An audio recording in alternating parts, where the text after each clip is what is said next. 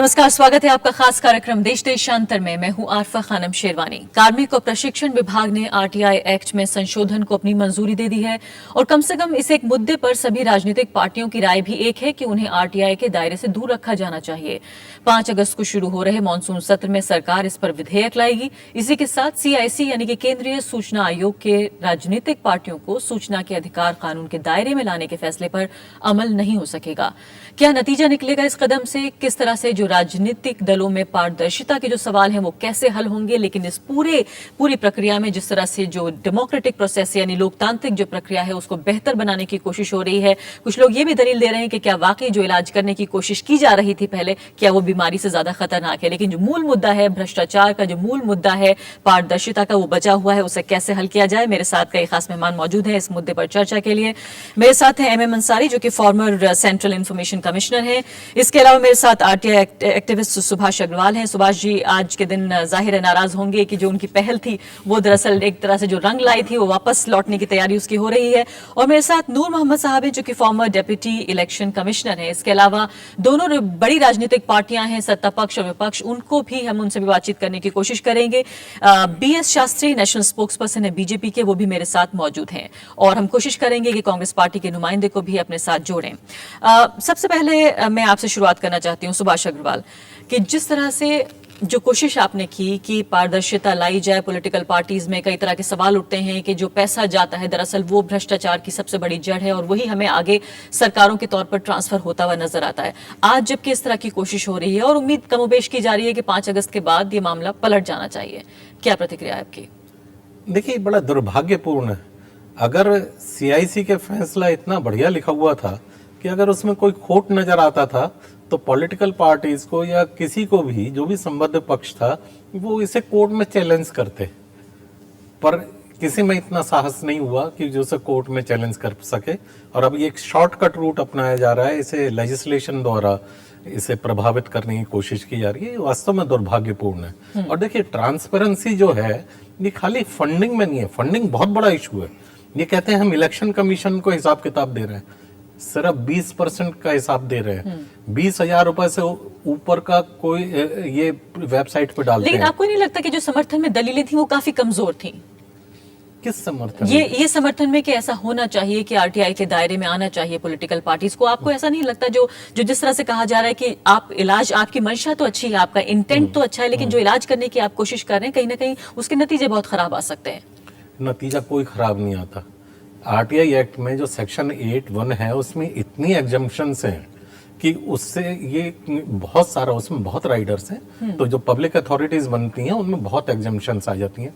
Section 7(9) है जिसमें कि कोई बहुत ज्यादा सूचनाएं मांगे उसमें मना किया जा सकता है। अब जैसे ये कहते हैं कि हमारी इंटरनल डेलिबरेशंस जो है वो सामने आ जाएंगी। इंटरनल डेलिबरेशंस जब भी सामने आ सकती थी जबकि वो रिकॉर्ड हो, ये वर्बल है। हाँ, अगर वर्बल का उनके यहाँ ऑडियो रिकॉर्डिंग का सिस्टम है तो जरूर हम आरटीआई एक्ट में मान सकते थे जी। और तो उनकी जितनी भी आशंकाएं थी ये सारी निर्मूल थी। और खाली फंडिंग का सवाल नहीं है, बेसिक सवाल है पोल रिफॉर्म्स का। ये लोग कहते हैं कि हम इलेक्शन कमीशन का बड़ा सम्मान करते हैं, हम उसके प्रति अकाउंटेबल हैं। अरे, इलेक्शन कमीशन पिछले कई दशक से इनसे चुनाव सुधार के लिए लिख रहा है, उसके ऊपर इन्होंने क्या अमल किया? ना गवर्नमेंट ने किया, ना पॉलिटिकल पार्टीज ने किया। हम आरटीआई एक्ट के दायरे में उसका भी इनसे हिसाब मांग रहे थे। उदाहरण के लिए मैंने एक बड़ा कंसोलिडेटेड सजेशंस भेजे थे डेमोक्रेटिक रिफॉर्म्स के ऊपर अप्रैल में, सभी कंसर्न लोगों को भेजे थे, president, vice president, prime minister, और यहाँ तक कि जो हमारे पहले चीफ इंफॉर्मेशन कमिश्नर थे श्री वजाहत हबीबुल्लाह साहब, उन्हें भी भेजे थे। उन्हें वो सजेशन इतने अच्छे लगे कि उन्होंने सभी पॉलिटिकल पार्टीज को आगे फॉरवर्ड किया।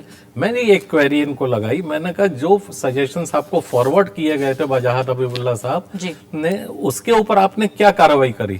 It was a query. इससे हमें पता लगता कि पोल रिफॉर्म्स के प्रति इनके क्या रवैया था। बिल्कुल। लेकिन अहम अंसारी साहब, जिस तरह से खुद जो यानी इंफॉर्मेशन कमीशन है उसने खुद इस बात को कहा, राजीव गांधी ट्रस्ट का मैं जिक्र कर रही हूँ, कि सिर्फ जो पार्शियल फंडिंग है वो किसी के आरटीआई के दायरे में लाने के लिए काफी नहीं है। लेकिन यही दलील जो है वो इस्तेमाल की गई जबकि पॉलिटिकल पार्टीज को उसके अंडर लाने की बात की, तो कहीं ना कहीं अपने आप को ही कॉन्ट्रडिक्ट करने की ये क्यों कोशिश है? आपने सही फरमाया। देखिए, ये जो सीआईसी का ऑर्डर आया, जिस हफ्ते में आया है उसी वक्त हमने एक छोटा सा पीस आर्टिकल लिखी थी जो इंडियन एक्सप्रेस में जून 8 को पब्लिश हुई, जिसमें हमने कहा कि ये फ्लॉड ऑर्डर था और ऑर्डर की ये कमी इसलिए हमने उसमें नज़र आई कि ये जो आरटीआई एक्ट बना है ये खास करके पब्लिक सर्वेंट्स और पब्लिक अथॉरिटीज़ को यानी गवर्नमेंट बॉडीज़ को नज़र में रखते हुए किया गया है। और इसकी बहुत सारे जो प्रोविजंस हैं जैसे सेक्शन 4 जिसको हम कहते हैं कि वो एक हार्ट है इस आरटीआई एक्ट का, वो बहुत सारी प्रोविजंस मैं आपको गिना सकता हूँ कि वो बिल्कुल पॉलिटिकल पार्टी जो एक वॉलंटरी ऑर्गेनाइजेशन है उनके ऊपर लागू नहीं होता। दूसरी बात, जब वो सेक्शन 4 जो डिस्क्लोजर क्लॉज है वो जब लागू नहीं होता तो सेक्शन 8 जी जो एग्जामिशन क्लास है वो भी इस पे लागू नहीं होता। और सबसे बड़ी बात यह है कि आरटीआई की जो असल जो ताकत है वो इन्फोर्समेंट क्लाजेस से है, जो धारा सेक्शन 20 में है जिससे पेनाल्टी इम्पोज की जाती है 250 रुपीज़ की, और इसके साथ साथ अगर कोई परपिचुअली डिफाई करता है कोई पीआईओ तो उसको डिसिप्लिनरी एक्शन भी उसमें लिया जा सकता है। फिर इसके साथ साथ सेक्शन 19 में इसका प्रोविज़न है कि कंपनसेशन अवार्ड किया जा सकता है अगर किसी भी तरह का हरासमेंट है। तो ये जो क्लॉजेज हैं, जो इन्फोर्समेंट क्लॉजेज हैं, वो बिल्कुल पॉलिटिकल पार्टीज, पॉलिटिकल वर्कर्स पे लग ही नहीं सकते, इसलिए कि न तो वो सैलरी ड्रा करते हैं, न तो उनका प्रॉपर अपॉइंटमेंट प्रोसीजर्स है।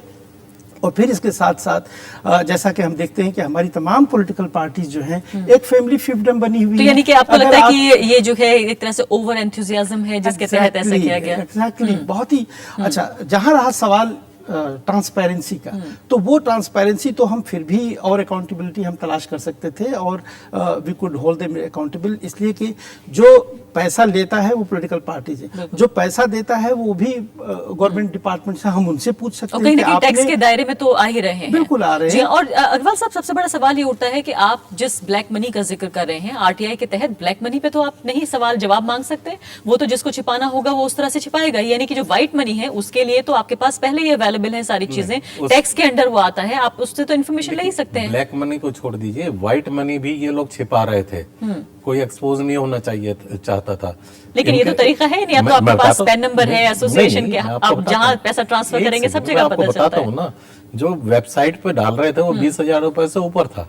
अब मान लीजिए किसी को 20 लाख रुपए ना चंदा देना है और व्हाइट मनी से देना है तो वो लेस देन 20,000 के 100 से ऊपर चेक काट के इन्हें दे देता था। अब जो हम आरटीआई लगाते वो इनसे कहते 15 से 20,000 रुपए के बीच की डिटेल दे दो जी। तो ये सारे एक्सपोज हो जाते हैं। साफ तौर पर सवाल जरूर हैं जिनके जवाब देने अभी बाकी हैं। नूर मोहम्मद साहब, चूंकि आप इलेक्शन कमीशन से जुड़े रहे काफी दिनों तक, ये बताइए कि जो इलेक्शन कमीशन का काम है, क्या आपको लगता है कि वो कमजोर है या इतना मजबूत नहीं है कि अब इंफॉर्मेशन कमीशन को भी जो है वो सामने आना पड़ेगा? आपको नहीं लगता जो रिफॉर्म्स की बात है वो इलेक्शन कमीशन का ही अपना जिम्मा है? देखिए, इलेक्शन कमीशन जो भी कार्रवाई करता है वो ट्रांसपेरेंसी और लेवल प्लेइंग फील्ड को क्रिएट करने के लिए करता है, कि हर पॉलिटिकल पार्टी को एक लेवल प्लेइंग फील्ड हो। जो पॉलिटिकल पार्टी पावर में होती है उसको डेफिनेटली ज़्यादा एडवांटेज होता है, तो वो चीज़ अगर पब्लिक जाने तो उसमें कोई बुराई तो मुझे नज़र नहीं आती। जहाँ तक इम्प्लीमेंटेबिलिटी का सवाल है, जो अंसारी साहब ने कहा, वो एक इशू हो सकता है, उसको एग्जामिन किया जा सकता है कि उसमें क्या इम्प्लीमेंटेशन के लिए क्या क्या प्रॉब्लम थी। अदरवाइज इलेक्शन कमीशन की जो के लिए अच्छा, ये इलेक्शन कमीशन जरूर चाहेगा कि जो पॉलिटिकल पार्टीज एक मेन प्लेयर्स हैं डेमोक्रेसी में, और वो ट्रांसपेरेंट तरीके से अगर आए तो उसमें कोई बुराई दिखती नहीं है। जहाँ तक अभी अग्रवाल साहब ने बताया कि इंटरनल डिस्कशन भी रिकॉर्ड नहीं, internal discussion after all political parties लोगों की भलाई के लिए बात कर रहे हैं।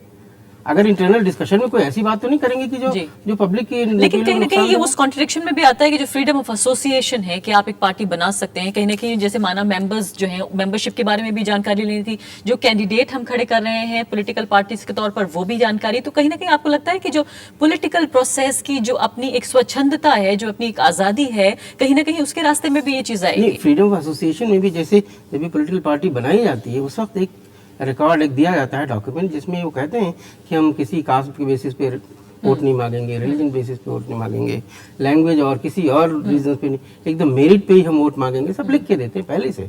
तो फ्रीडम ऑफ एसोसिएशन अगर इसके दायरे में काम करती है तो कोई प्रॉब्लम ही नहीं होनी चाहिए। हम ये कहते हैं कि अगर एक डेमोक्रेसी को अगर क्वालिटेटिवली हाई लेवल पे लाना है तो आपको ये इंश्योर करना पड़ेगा कि let people know about it. बिल्कुल, यानी आपके पास छुपाने के लिए कुछ नहीं है तो फिर क्यों छुपाया जा रहा है जब सब कुछ दिखाया जा सकता है। बीएस शास्त्री, बहुत अहम सवाल पूछा है नूर मोहम्मद साहब ने, जो कि फॉर्मर डेप्यूटी इलेक्शन कमिश्नर हैं। सवाल ये उठ रहा है कि बहुत सारे मुद्दों पर आपके मतभेद रहते हैं, खासकर कांग्रेस पार्टी से और दूसरी पार्टियों से भी, लेकिन इस बात पर कहीं ना कहीं सब एक ही प्लेटफॉर्म पर आ गए हैं। ये बताइए कि जब आपके पास छुपाने के लिए कुछ है ही नहीं, जब जनता के लिए काम कर रही है पॉलिटिकल पार्टीज, उन्हीं के पास जाना है वोट मांगने के लिए, तो सब कुछ साफ कर देने में क्या बुराई है? देखिए आसमा जी, पहली बात तो मैं ये बतलाना चाहूंगा कि हम लोग कभी भी आरटीआई के विरुद्ध नहीं हैं। जहां तक चुनाव सुधार की बात है, और हम लोग बिल्कुल पारदर्शिता में भरोसा रखते हैं, विश्वास रखते हैं, और हमारे सारे एक्टिविटीज पारदर्शिता के दायरे से गुजरते हैं। हम बिल्कुल साफ हैं। हम चुनाव आयोग और जो भी चुनाव संबंधित एजेंसियां हैं उनका स्वागत करते हैं, उनके साथ सहयोग भी करते हैं। डर तो उन लोगों का है जहां बहुत ज्यादा गलत काम होते हैं, बहुत ज्यादा एक्सेस फंड का यूज किया जाता है, मिसयूज किया जाता है। और जहां तक भारतीय जनता पार्टी की बात है, तो हम लोगों ने कभी भी आरटीआई के दायरे में चुनाव संबंधित इन सब इसको लाया जाए, पार्टियों को लाया जाए, इस पर हमने कभी भी ऑब्जेक्शन नहीं किया। लेकिन ये बात सही है कि हम लोगों को, चुनाव आयोग को हम लोग पूरा इंफॉर्मेशन देते हैं, और चुनाव से संबंधित तमाम और विभाग हैं उनको भी जब हम लोग पूरा इंफॉर्मेशन देते हैं तो एक आध स्टेप ये बढ़ जाता है। और खासतौर से आप देखिए कि चुनाव लड़ने वाले लोग कौन होते हैं। आपकी पार्टी का रुख ये रहा है कि नहीं आना पार्टियां तो चाहिए लड़ती RTI ही के दायरे हैं, में? पर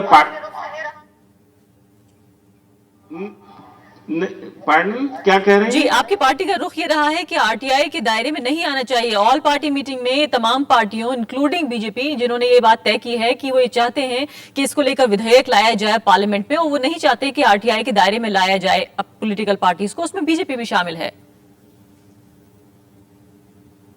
ये आसमा जी, ये बात अधूरी बात है। हम लोगों ने कहा, ऐसा नहीं कि इसका इनकार किया है, पर हम लोगों ने इस बात से सहमति व्यक्त जरूर की है कि भारतीय जनता पार्टी, ये पॉलिटिकल पार्टीज चुनाव आयोग के बहुत सारे नियम कानून के अधीन रहते हैं, और वहां पर बहुत ज्यादा पारदर्शिता है। रही बात जहां तक चुनाव लड़ने की, चुनाव लड़ते कौन लोग हैं, वो बहुत साधारण लोग लड़ते हैं, किसान और सामान्य वर्ग के लोग भी लड़ते हैं चुनाव। ये अलग की बात है कि 1-2% ऐसे प्रोफाइल के लोग लड़ते हैं जो इनके पास सारे सुख सुविधा और सब चीज संपूर्ण है। लेकिन जहां तक अन्य लोगों की बात है, तो हम लोग पूरी पारदर्शिता रखते हुए, चुनाव आयोग द्वारा बने सारे नियम कानून का पालन करते हुए, और खर्च इत्यादि को भी समाज के सामने रखते हुए, एक व्यक्ति द्वारा जो डिक्लेरेशन है, इन सब सारी चीजों को रखते हुए जब आगे बढ़ते हैं, तो कभी कभी ऐसा लगता है कि बहुत ज्यादा फॉर्मेलिटी आ रही है, बहुत ज्यादा ऐसी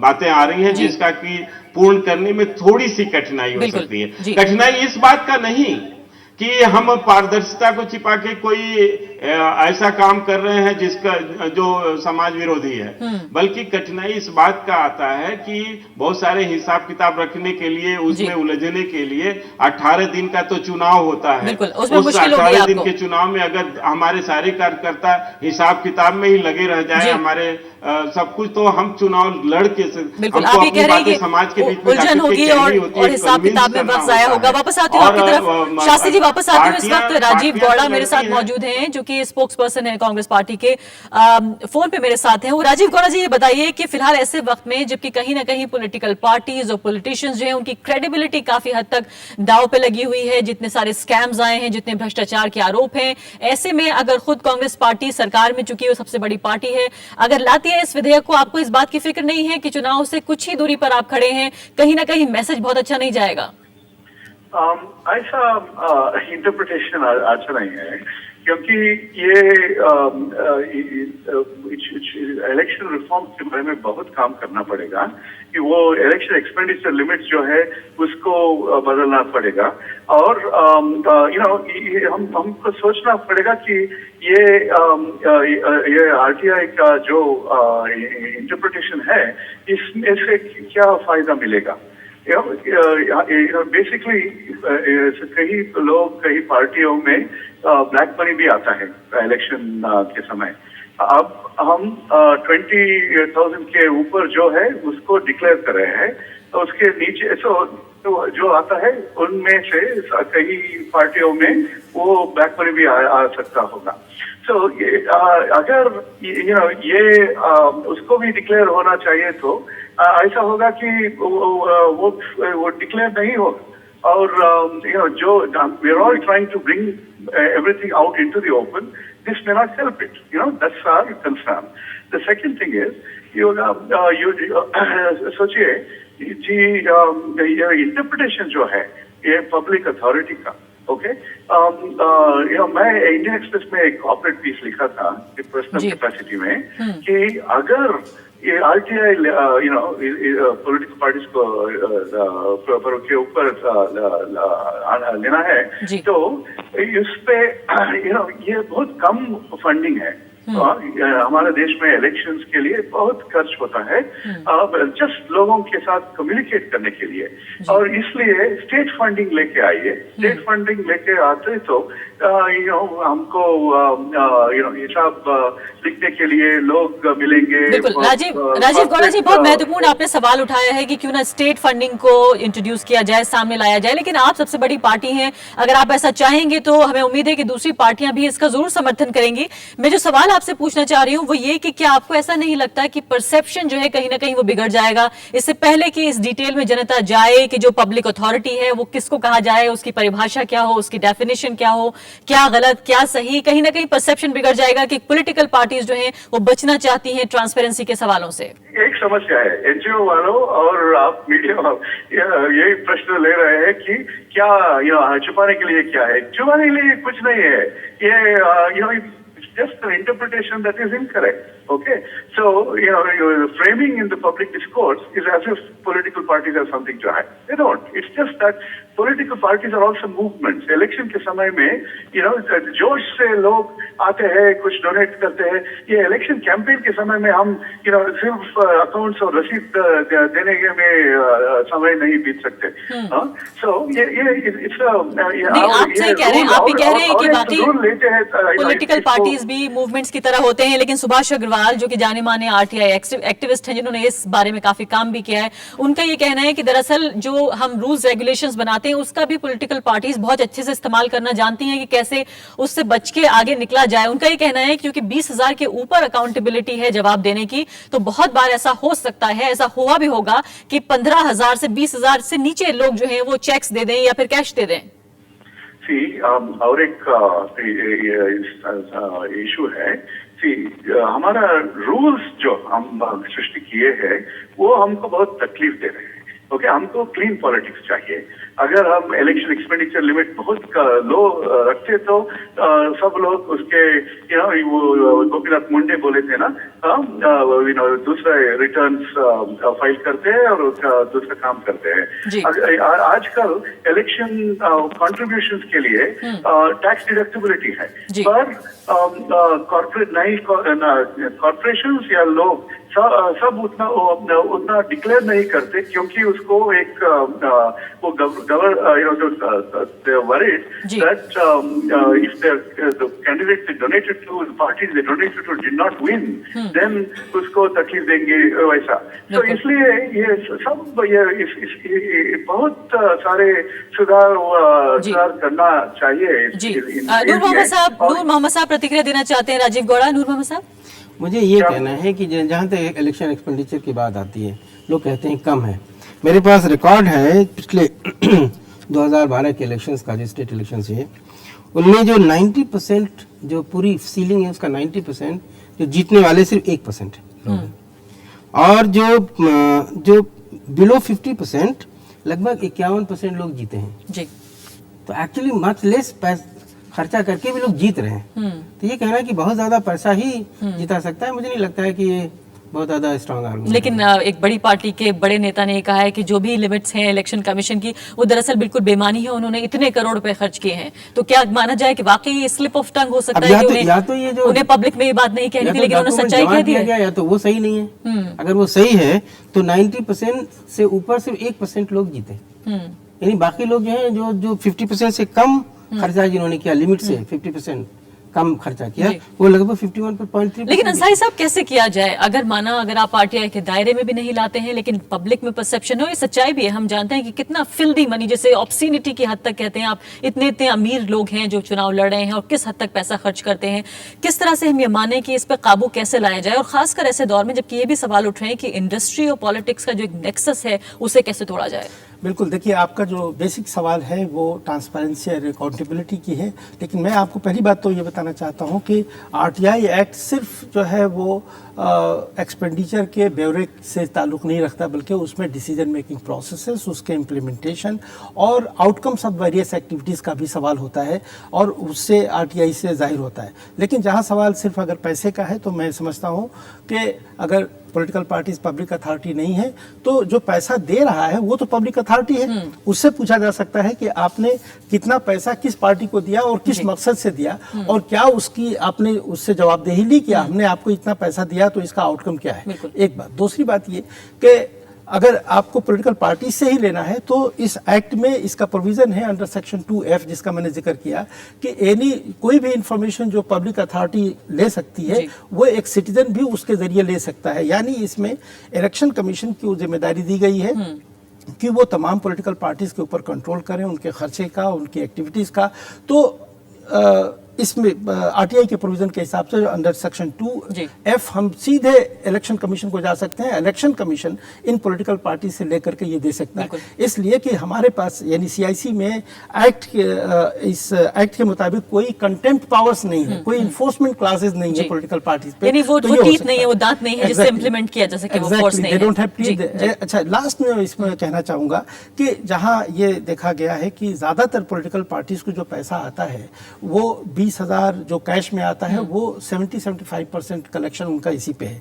तो मैं ये मानता हूं कि अगर आरटीआई एप्लीकेशन 10 रुपए की हो सकती है और वो एक ड्राफ्ट या आईपीओ पोस्टल ऑर्डर के जरिए हो सकता है या कैश, तो उसी तरह से ये कलेक्शन भी क्यों ना हम किसी चेक या ड्राफ्ट के जरिए करें ताकि सबूत आसान हो उसके लिए। अग्रवाल साहब अकाउंटेबिलिटी हो जाएगी। मैं जल्दी से सेक्शन 2F पे आता हूँ। अंसारी साहब ने बहुत अच्छा सवाल उठाया। मैंने सेक्शन 2F का इस्तेमाल करते हुए इलेक्शन कमीशन में पिटीशन लगाई, पर इलेक्शन कमीशन ने सेक्शन 2F का इस्तेमाल नहीं किया। दूसरी बात, गौड़ा साहब ने कहा था स्टेट फंडिंग, ये एक और सब्सटेंशियल फाइनेंसिंग हो जाएगी। मैं कहता हूं कि अगर लेजिस्लेशन लाना भी है तो स्टेट फंडिंग तो नहीं होना चाहिए, बल्कि जो लैंड और बिल्डिंग जो इन्हें मिली हुई है सरकारी, वो इन्हें वापस करनी चाहिए। बहुत अहम सवाल है। शास्त्री जी ये बताइए कि कह रहे हैं अग्रवाल साहब और गवर्नमेंट सुविधाएं हैं वो वापस करनी चाहिए। जितनी तरह की आपको कंसेशनल रेट्स पे लैंड मिलती है, आपको टैक्स बेनिफिट्स मिलते हैं, जितने कंसेशंस है वो वापस करिए। आप अगर जवाब नहीं देना चाहते तो फिर किस तरह से यह बात आगे बढ़ेगी? देखिए, ऐसी बात नहीं है। पॉलिटिकल पार्टी बहुत जिम्मेदारी के साथ जनता के बीच में जाती हैं। उनको तो ऐसे ही सैकड़ों हजारों प्रश्नों के उत्तर देने पड़ते हैं, और ये व्यक्तिगत तौर से मैं जानता हूं, मैं चुनाव लड़ा हूं, मैं पार्लियामेंट का मेंबर रहा हूं। जनता के बीच में जाने के बाद कितनी फॉर्मेलिटीज और कितनी स्थिति कैसी होती है चुनाव पीरियड में, उसका मुश्किल हो जाता है कि जवाब देना। और इतनी फॉर्मेलिटी ऑलरेडी बढ़ा दी जाए तो उससे हमें लगता है कि एक व्यक्ति अपने व्यक्तित्व को या पार्टी के विचारधारा को जनता के बीच में पहुंचाने में उतना सफल नहीं हो पाएगा। पर अगर इस प्रकार की कोई नीतियां बनती हैं और आरटीआई के दायरे में अगर पॉलिटिकल पार्टी को लाने की एक देश में चाहत थी, तो मुझे बहुत उससे मैं इनकार व्यक्तिगत तौर से नहीं करना लेकिन शास्त्री जी फिर क्या पर किया ये जाए? सच बात है कि राजनीति में शिक्षा की जरूरत है। राजनीति में अगर सुशासन देना है तो उतना ही पवित्र मन से राजनीति में रहना होगा। मैं वही कह रही हूं खास तौर से पॉलिटिकल पार्टियां और खास बीजेपी तो बिल्कुल पारदर्शिता में विश्वास रखती जी। है और चुनाव आयोग के पूरे नॉर्म्स, रूल्स एंड रेगुलेशन का पूरा पालन भी करती है। लेकिन शास्त्री जी, जिस तरह से राजनीति कभी कभी समस्या नजर आती है और कभी कभी हल भी नजर आती है, ये बात सही है कि अपने आप में सेल्फ कॉन्ट्रडिक्टरी है, लेकिन कैसे फिर हम अपनी सियासत को साफ करें? संक्षेप में बताइए, अगर आरटीआई के दायरे में न लाएं तो फिर क्या किया जाए? देखिए, हमें तो ऐसा लगता है कि जिस प्रकार सिस्टम चल रहा था, इस सिस्टम में कुछ पारदर्शिता या चुनाव आयोग को ही और कुछ नियम कानून के साथ बढ़ाने की जरूरत थी। पर अगर ऐसा नहीं हो पा रहा है तो आरटीआई के दायरे में किस हद तक राजनीतिक पार्टियों को लाई जाए, इस पर विचार विमर्श जरूर गहन ढंग से करने की जरूरत पड़ेगी। जी जी, बहुत बहुत शुक्रिया शास्त्री जी, नूर मोहम्मद साहब, अग्रवाल साहब और साथ ही एमएम अंसारी साहब, और हमारे साथ कांग्रेस पार्टी के स्पोक्स पर्सन राजीव गौड़ा भी मौजूद थे। तमाम मेहमानों का शुक्रिया। तो साफ तौर पर सवाल तो उठ रहे हैं पारदर्शिता के, लेकिन महत्वपूर्ण बात यह है कि क्या वाकई इस बीमारी का जो इलाज ढूंढने की कोशिश की जा रही है, कहीं वो बीमारी से खतरनाक तो नहीं? अभी के लिए इतना ही, नमस्कार।